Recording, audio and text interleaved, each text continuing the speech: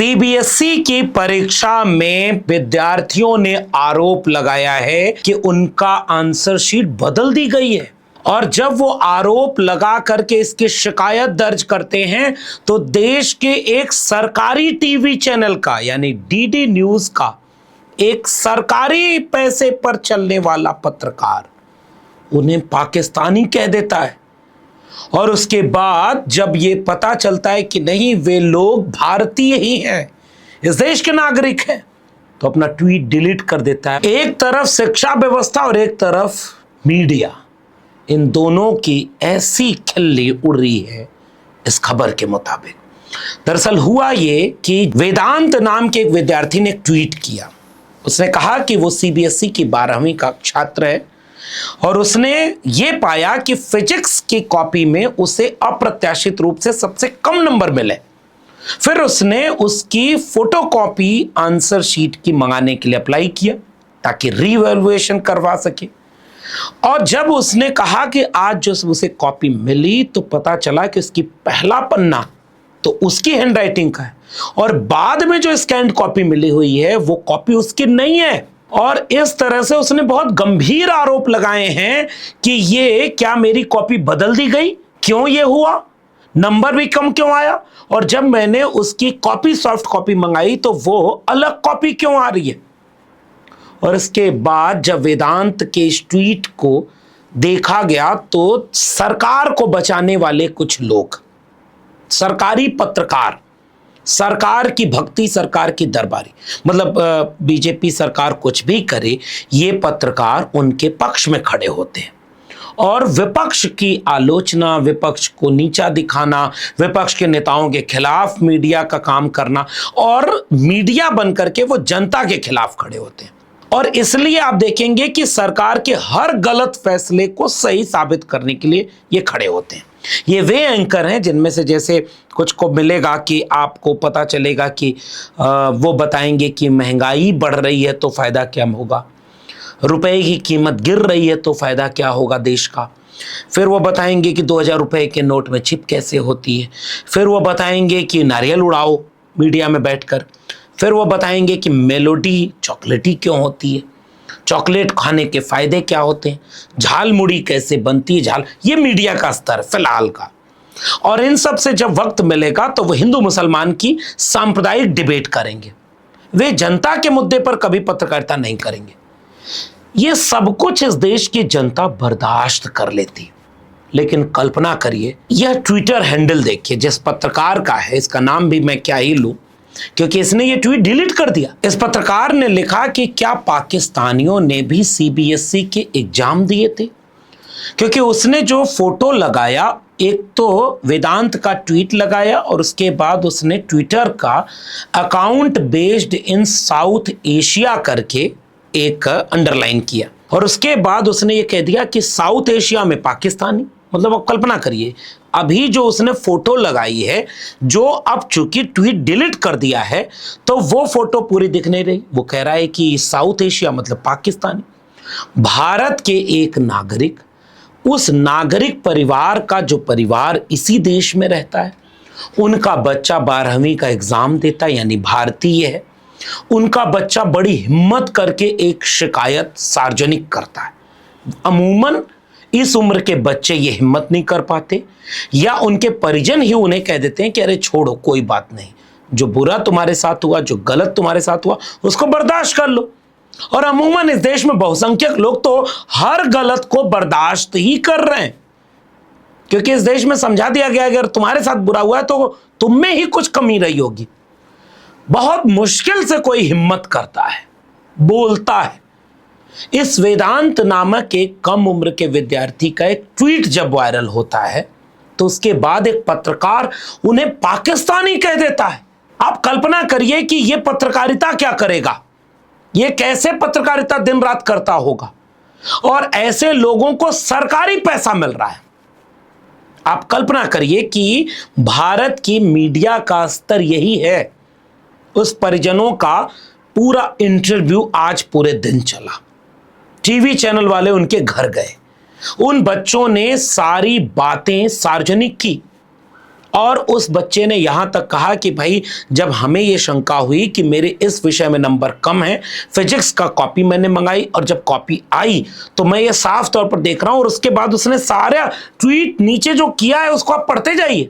एक तरफ तो पेपर लीक से भी ये देश उभरा भी नहीं था, पेपर लीक से नौजवानों का मजाक उड़ाया जा रहा है, उनके भविष्य के साथ खिलवाड़ जारी है।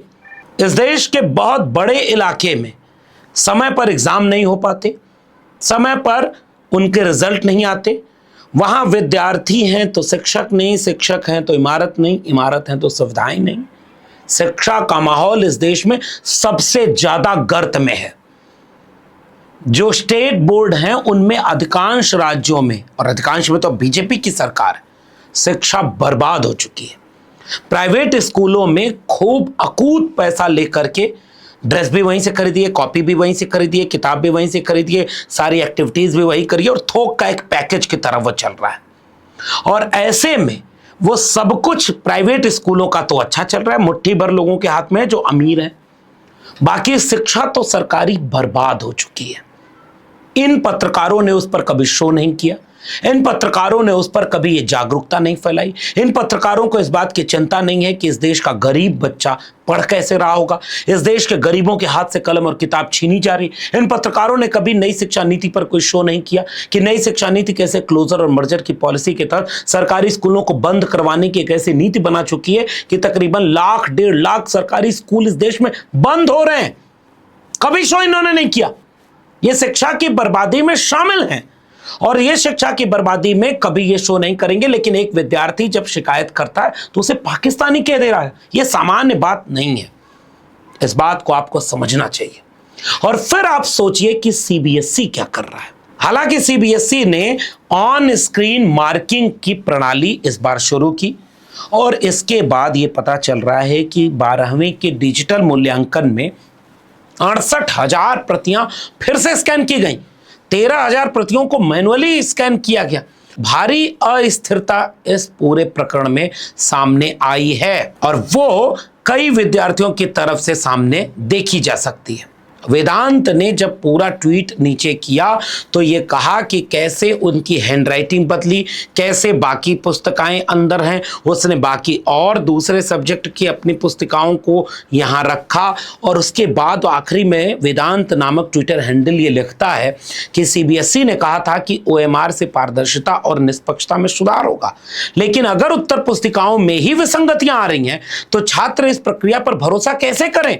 छात्र कोई प्रयोग का विषय नहीं है। भारत भर में हजारों छात्र पहले से ही इन मुद्दों पर चिंता जता रहे हैं।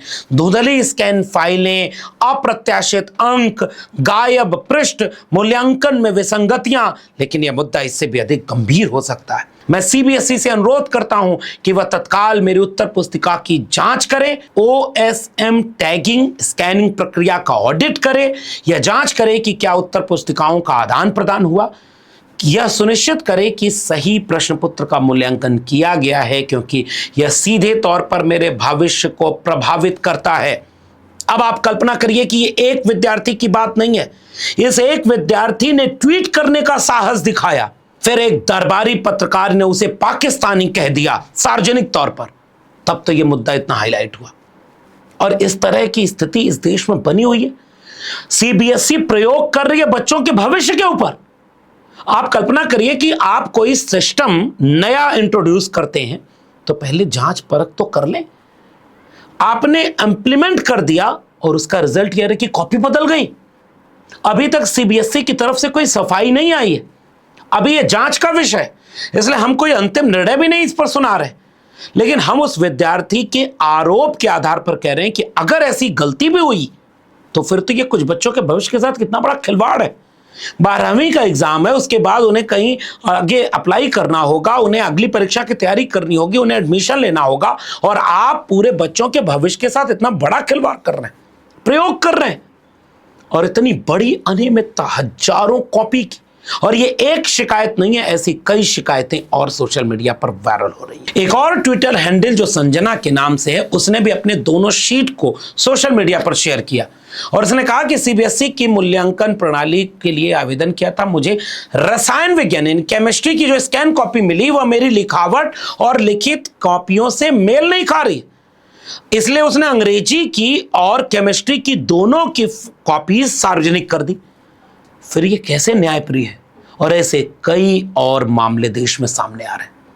इस देश की शिक्षा ऐसे ही बर्बाद की जाएगी।